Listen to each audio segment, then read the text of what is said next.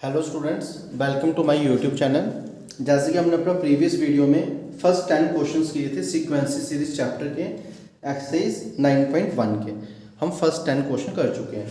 तो इस वीडियो में हम एक्सरसाइज 9.1 चैप्टर आपका सीक्वेंसी सीरीज, उसका हम 11th क्वेश्चन देखेंगे।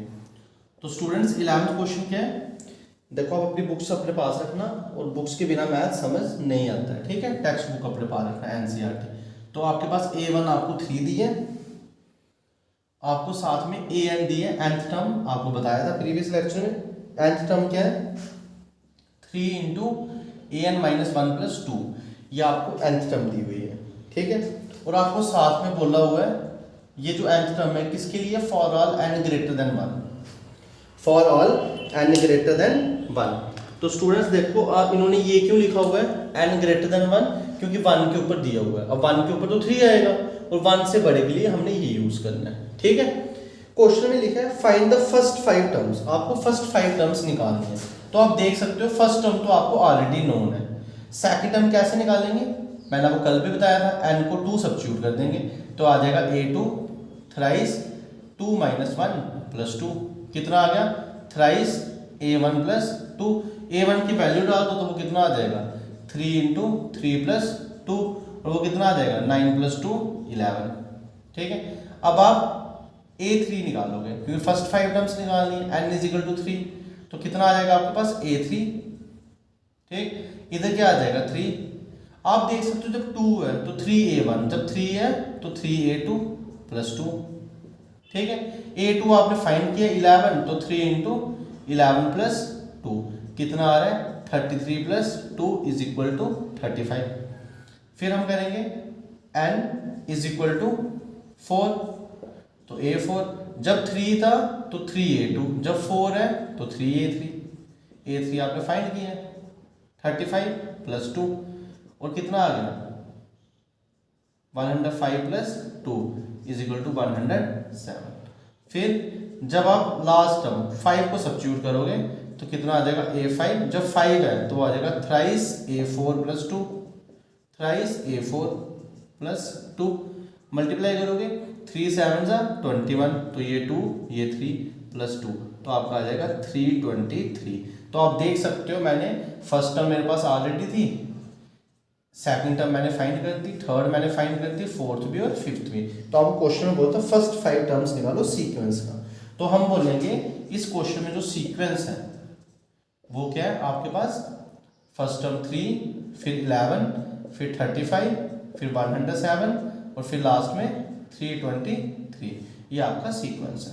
और जो इसकी कॉरस्पॉन्डिंग सीरीज है वो भी पूछा, और मैंने आपको बताया था सीरीज कैसे बनती है।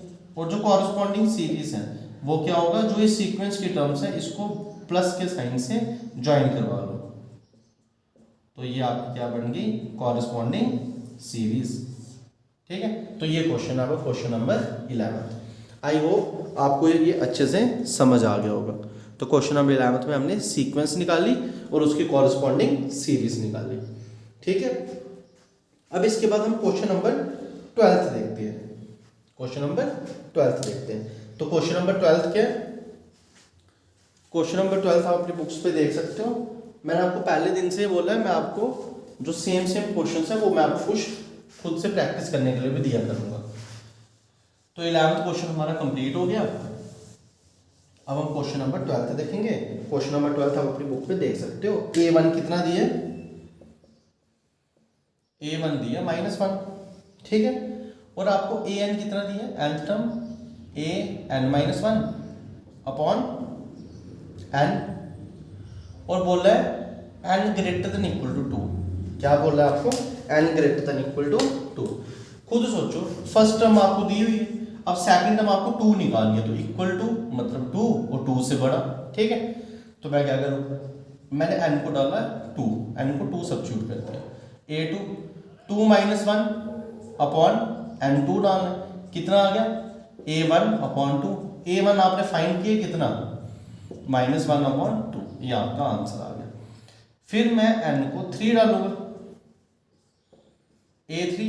आप देख सकते हो पैटर्न, जब 2 है तो 1 और नीचे 2, जब 3 है तो 2 में 1 था तो 3 में क्या होगा 2 होगा, एक स्टेप कम, और n और n सेम है तो नीचे बेस में 3, a2 आपने निकाला है 1/2, नीचे है 3, तो ये 2 बेस में आ जाएगा तो आ जाएगा 1/6। फिर when n is equal to 4, a4 जब 3 है तो 2, जब 4 है तो 3, और 4 और 4 से देखो a3 आया -1/6, बेस में 4, कितना आ गया -1/24, ठीक है। फिर when n is equal to 5, a5 जब 5 है तो एक स्टेप कम, a4 और बेस में आ गया 5, a4 कितना -1/24, ये आ गया 5, तो ये कितना आ जाएगा -120। तो ये आपके पास 5 टर्म्स आ गई, first term, second, third, fourth और फिफ्थ। अब हम क्या लिखेंगे इसमें भी, सीक्वेंस क्या आएगा आपका, सीक्वेंस क्या है -1, -1/2, -1/6, -1/24, -1/120, और जो सीरीज है वो क्या आ जाएगी, सब टर्म्स को प्लस से जोड़ दो, सॉल्व हो गया, सिंपल तो है।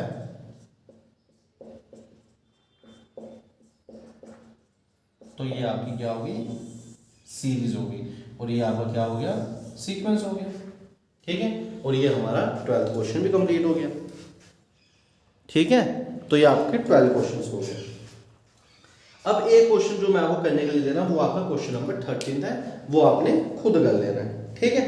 क्वेश्चन नंबर 14 इस एक्सरसाइज का लास्ट क्वेश्चन है, वो मैं आपको करवाता हूं। क्वेश्चन नंबर 14,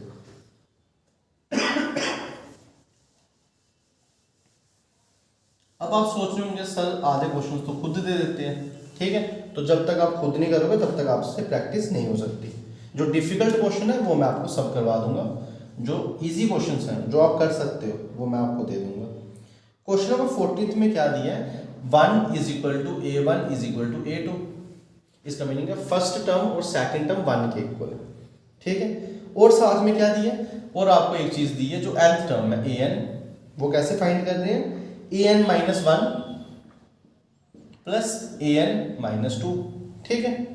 और क्वेश्चन में दिया है जो n है, अब देखो पहली दो टर्म्स तो दे दी, अब 2 की बड़ी वाली टर्म्स होंगी तो n ग्रेटर देन क्या दिए, 2 दिए। आपको इसमें भी क्या करना है, इसमें इस क्वेश्चन में आपको बोल रहा है आपको ये चीज निकालनी है, क्या निकालना है, an + 1 अपॉन an, ठीक है। और n क्या होना चाहिए, 1 के लिए, 2 के लिए, 3 के लिए, 4 के लिए और 5 के लिए, ये बोल रहा है, ठीक है।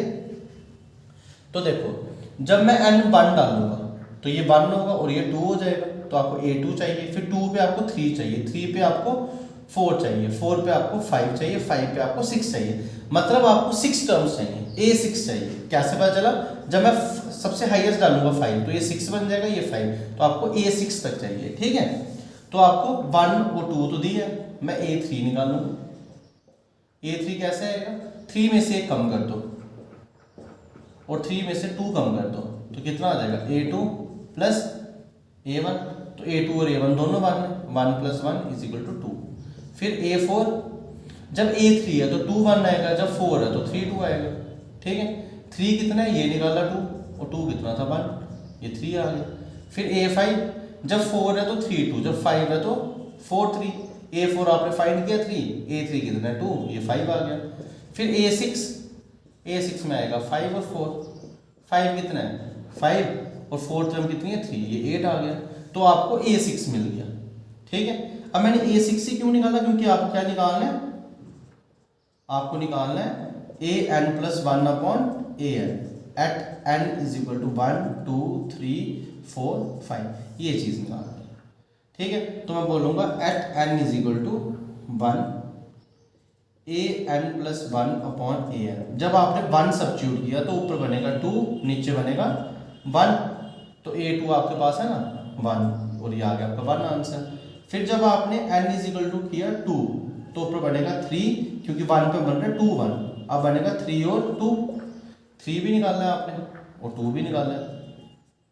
जब n इज इक्वल टू आप 3 करोगे तो ऊपर क्या आएगा 4 और बेस में क्या आएगा 3, कैसे, एक बढ़ाना है और एक वैसे ही रखना सेम, तो 4 आपने निकालना है 3 और a क्यूब है 2, तो ये आ जाएगा 3/2, ठीक है। जब आप n इज इक्वल टू 4 करोगे तो जब आपने n इजिकल टू 4 किया तो वो आएगा 5/4। क्यों आया 5? एक स्टेप बढ़ा देना है और एक सेम रखना है। a5 कितना है 5, a4 कितना है 3।